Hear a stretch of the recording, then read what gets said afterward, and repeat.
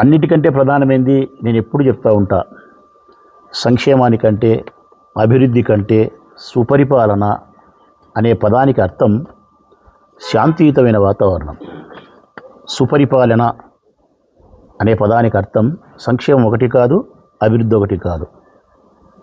రాష్ట్ర వ్యాప్తంగా అందరూ కూడా శాంతి భద్రతలతో ఆనందంగా ప్రశాంతంగా జీవించగలిగినప్పుడు, ప్రజలకు రావాల్సినటువంటి సంక్షేమం అందినప్పుడు, ప్రతి నియోజకవర్గము మౌలిక వసతులతో అభివృద్ధి బాటలో ముందుకు పోయినప్పుడే సుపరిపాలన అంటారు. అది ఈ ప్రభుత్వంలో 2 సంవత్సరాలైనా కనుసూపు మేరలో కనిపించడంలే. ఈ ప్రభుత్వంలో సుపరిపాలన అనే పదానికి అర్థం కనుసూపు మేరలో కనపడడంలే. పేదవారికి అందాల్సినటువంటి సంక్షేమం అందలే, ఏ నియోజకవర్గం కూడా అభివృద్ధి పదంలోకి ముందుకు పోవడంలే, మౌలికమైన వసతులకు కూడా అరకొరకగా నోచుకునే పరిస్థితి, ఆడవారి యొక్క మానాలకు ప్రాణాలకు భద్రత లేదు. కాబట్టి ఈ రాష్ట్రంలో సుపరిపాలన అనే పదాన్ని ఈ రాష్ట్ర డిక్షనరీలోంచి తీసేయాలి చంద్రబాబు నాయుడు గారి నేతృత్వంలో. ఇది మేము నిరంతరం కొట్లాడుతున్నాం.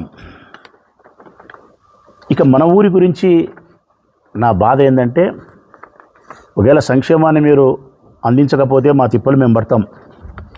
ప్రజల తిప్పలు ప్రజలు పడతారు. ఎవరి కష్టం వానికి తప్పదు.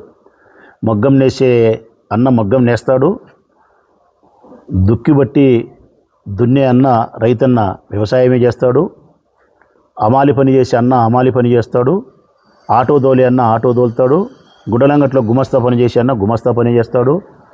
4 ఇళ్లల్లో పాచి పనులు చేసుకొని తన కుటుంబాన్ని పోషించుకునే చెల్లెలు 4 ఇళ్లల్లో కసువులోకి బోగులు దోమైనా సరే తన పిల్లలు సాక్కుంటుంది. పర్వాలే, మీరు ఇచ్చినా ఇవ్వకపోయినా అది మీ యొక్క విచక్షణ జ్ఞానానికి అంటామో, లేకుంటే మీరు మాట ఇచ్చి మాట తప్పినారంటామో, మా ఓటుతో అధికారంలోకి వచ్చి మాకు మోసం చేసి గొంతు కోసినారంటామో, ఏదైనా కానీ మీరు ఇచ్చినా ఇవ్వకపోయినా మా బాధ మేము పడతాం. అభివృద్ధి, వైఎస్ఆర్ కాంగ్రెస్ పార్టీ తీసుకొచ్చిన అభివృద్ధి కార్యక్రమాలు ప్రొద్దుటూరు నియోజకవర్గంలో మీరు ముందుకు తీసుకుపోలేకపోతున్నారు. మేము తెచ్చిన బస్టాండ్ ఎప్పుడూ పూర్తి చేసి ఈ ఉద్దిని ఓపెన్ చేయలేకున్నారు. 50 కోట్లలో 20 కోట్లు 25 కోట్లు పనిచేసిన మార్కెట్నే మీరు ముందుకు తీసుకుపోలేకున్నారు. వైఎస్ఆర్ ఇంజనీరింగ్ కాలేజీని ముందుకు తీసుకుపోలేకున్నారు. కాలువల ఆధునీకరణను ముందుకు తీసుకుపోలే, పైపు లైను ముందుకు తీసుకుపోలే, గవర్నమెంట్ హాస్పిటల్ పనులు ముందుకు తీసుకుపోలే, ఎస్సీఎన్ఆర్ గవర్నమెంట్ కాలేజీ పనులు ముందుకు తీసుకుపోలే. ఏ పనులు కూడా మేము తెచ్చిన అభివృద్ధి కార్యక్రమాలు ముందుకు తీసుకుపోలే. అయినా పర్వాలే, వైఎస్ఆర్ కాంగ్రెస్ పార్టీ మరో 3 సంవత్సరాల తర్వాత అధికారంలోకి వస్తుంది. వచ్చిన తర్వాత 100కు 100% ఈ ప్రొద్దుటూరు నియోజకవర్గానికి గతంలో మేమేమైతే తెచ్చినామో అభివృద్ధి కార్యక్రమాలు అన్నిటినీ పూర్తి చేస్తాం. ఇంకా ఆనాటికి చేయాల్సిన అభివృద్ధి కార్యక్రమాలను తప్పెట్లతో పూర్తి చేస్తాం. ఈరోజు సంక్షేమ పథకాలతో మీరు ఏం మోసం చేసినారో 1కి 2 జగన్మోహన్ రెడ్డి గారు ముఖ్యమంత్రి అయిన తర్వాత మళ్ళీ సంక్షేమ పథకాల వెల్లువ ఈ నియోజకవర్గంలో మొదలుకుంటే ఇచ్చాపురం వరకు ప్రతి మహిళ ఇంట్లోకి సంక్షేమ పథకాలు నడుచుకుంటూ పోతాయి. ప్రతి మహిళ ముఖంలోనూ చిరునవ్వును వైఎస్ఆర్ కాంగ్రెస్ పార్టీ చూడగలుగుతుంది. అది పర్వాలే, తట్టుకుంటాం. ఇక మేము తట్టుకోలేనిది, మాకు నొప్పి కలిగించేది, మాకు బాధ కలిగించేది, మీ నుంచి మేము ఆశించేది ఏంటంటే శాంతి భద్రతలు. ఇది ఎప్పుడో జగన్ వచ్చినప్పుడు ఇస్తాడులే అనేది కాదు ప్రజలారా. ఇది ఎప్పుడో ఇంకొక ముఖ్యమంత్రి వస్తే ఇస్తాడు అనేది కాదు. ఎప్పుడో ఒక రాజశేఖర రెడ్డి ఉన్నప్పుడు ఇచ్చినాడు అనేది కాదు.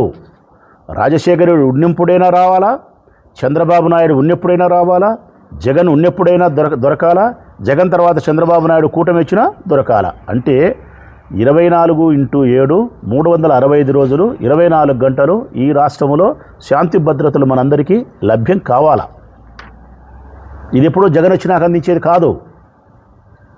అది లభ్యం కాలేదు అనే దానికే నా బాధ.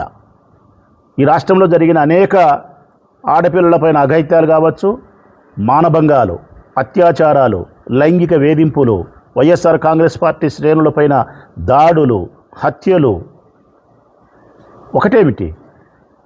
ఈ నేపథ్యంలో గడిచిన ఈ 2 సంవత్సరాల కాలంలో ప్రొద్దుటూరు నియోజకవర్గం ఏ మేరకు శాంతియుతంగా ఉంది అని చూస్తే ఒక్కసారి ప్రజల్నే చూడమని గమనించమని కోరుతా ఉన్నా నేను. ఈ 2 సంవత్సరాల కాలంలో నిన్నలేమన్నా 1 నెల కాలే, 20 రోజులు కాలే, ప్రొద్దుటూరు పేరు ఏడ చూసినా టీవీలలో మారిమోగిపోయాయి. కారణం రాళ్లతో దాడులు, పూలతో కొత్తగా పెళ్ళైన తర్వాత మొగుడు పెళ్ళానికి పూల చెండుల ఆట ఆడించినట్టు రాళ్లతో దాడులు చేసుకున్నారు.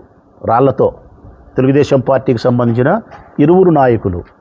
దానికంటే ముందు గోపవరం ఉప సర్పంచ్ ఎన్నికల్లో పెద్ద పెద్ద బండరాళ్లతో మా పైన దాడి చేసింది. వైఎస్ఆర్ కాంగ్రెస్ పార్టీ కార్యకర్తలపైన, మా జీపులపైన దాడి చేసింది. ఇప్పుడు మళ్ళా ప్రవీణు ఇంటి మీదకి దాడి చేసే ప్రయత్నంలో కాగా పోయే ప్రయత్నంలో తాత్కాలిక కూరగాయల మార్కెట్ దగ్గర మీరు ఇంటి మీదకి పోతే రాళ్ళు రువ్వుకున్నారు. అది ముగిసి 15 రోజులు కాలే, అంతలేకే మళ్ళీ ఒక లేఖ, ప్రేమలేఖ రాసినాడు. ఎవరు రాసినారో మరి చెప్పాలా, పోలీసు వాళ్ళే చెప్పాలా. నిన్ను చంపుతామని చెప్పి బెదిరిస్తూ ప్రేమలేఖ. ఈ లేఖ ఎవరికి రాసినారంటే పర్లపాడులో చంద్ర అనే ఒక అబ్బాయి.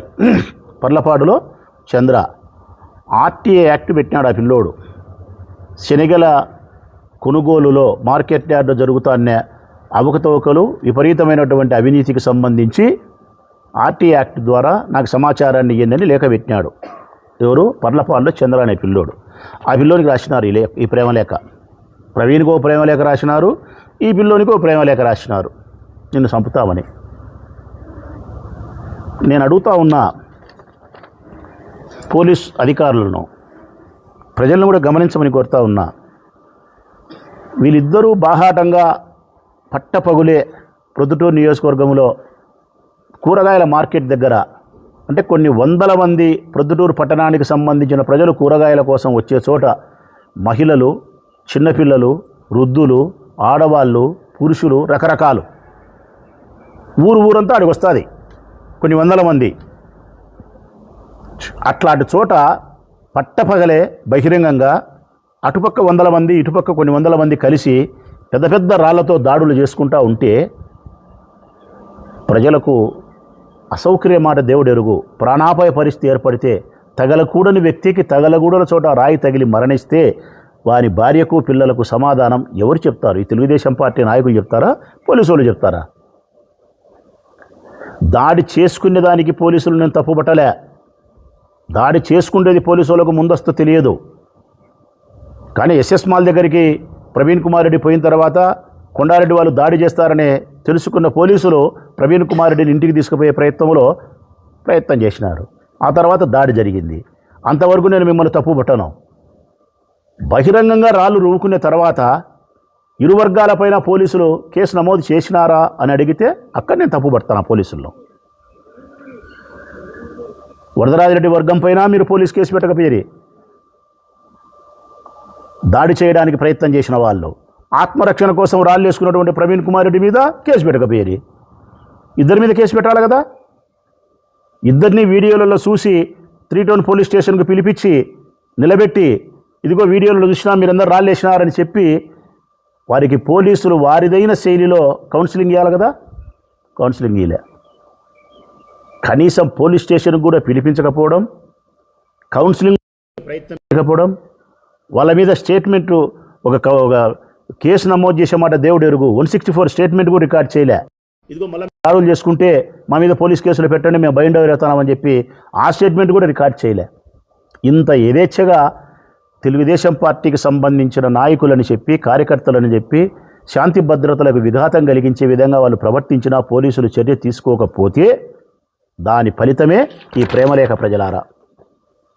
దాని ఫలితమే ఈరోజు ప్రవీణ్ కుమార్ రెడ్డికి, చంద్ర అనే పిల్లోనికి మళ్ళా నిన్ను చంపుతామని చెప్పి బెదిరింపు లేఖలు వచ్చినాయని చెప్పి ప్రవీణ్ కుమార్ రెడ్డి నిన్న తెలుగుదేశం పార్టీ మాజీ ఇన్ఛార్జ్ ప్రెస్ మీట్ పెట్టి గంట సేపు చెప్పినాడు. ఆయన ఏం చెప్పినాడు? ఆయన నన్ను ఒక్కడిని చంపితే 10 మందిని చంపుతా అంటున్నాడు.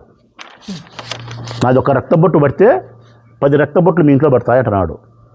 దేనికి సంకేతం ఇవన్నీ? దేనికి? ఏం చేయాలనుకుంటున్నారు ఈ ఊరిని? వరదరాజిరెడ్డి గారిని అడుగుతా ఉన్నా, నేను తెలుగుదేశం పార్టీ నాయకులను అడుగుతా ఉన్నా. మీరు శాంతి కాముకులని చెప్పుకుంటున్నారు, మీరు శాంతి కాముకులు కాదు. నువ్వు, నీ కుమారుడు క్రిమినల్స్, హింసావాదులు, రక్తాన్ని రుచిమరిగిన పులులు మీరు. దేనికి ఈ ఊరిని ఏం చేయాలనుకుంటున్నారు? మీకు పదవి ఇచ్చింటే చెప్పినా కదా నేను, ప్రజలారా డబ్బులు ఇస్తామని చెప్పినారు, సంక్షేమము ఇవ్వకపోయినా పర్వాలే, మా కష్టం మేము చేసుకొని బతుకుతాం, అభివృద్ధి చేయాలా, వైఎస్ఆర్ కాంగ్రెస్ పార్టీ తెచ్చిన పనులు మీరు చేయకపోయినా పర్వాలే, మీ దుమ్ తగలా, మళ్ళీ వైఎస్ఆర్ కాంగ్రెస్ పార్టీ వచ్చినా చేయించుకుంటాం.